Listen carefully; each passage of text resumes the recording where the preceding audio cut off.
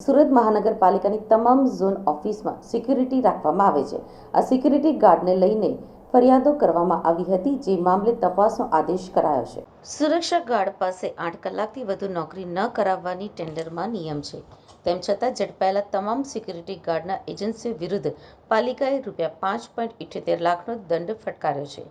આ દંડ ફટકારીને પાલિકા દ્વારા તમામ કામગીરીના નિયમો અને ટેન્ડર પ્રમાણે થાય તેવો દાખલો બેસાડવા પ્રયાસ કરવામાં આવ્યો હોવાનું સામે આવ્યું છે, જે અંતર્ગત તપાસ કરતા 142 સિક્યુરિટી ગાર્ડ ડબલ ડ્યુટી કરતા ઝડપાયા હતા।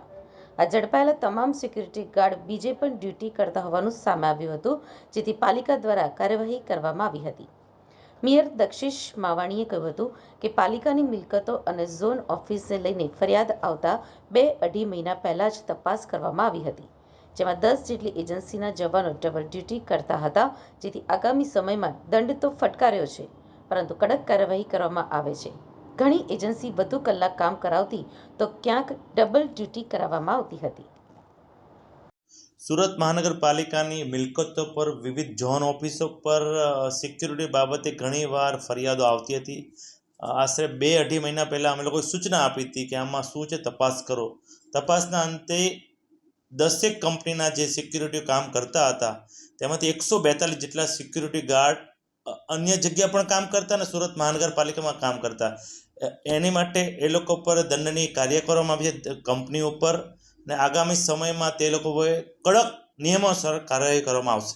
તે લોકો તપાસ 2-2.5 મહિના પહેલાં અમે શરૂ કરાવી હતી।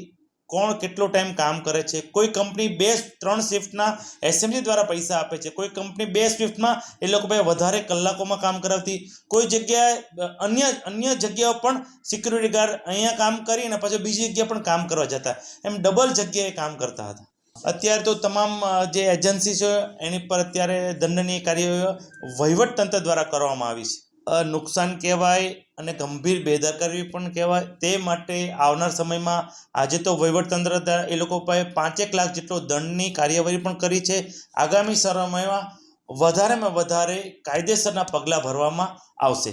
અધિકારીની બેદરકારી દેખાશે તો અમે ચોક્કસ એની પર નિયમ અનુસાર કાર્ય કરવા કટિબદ્ધ છીએ।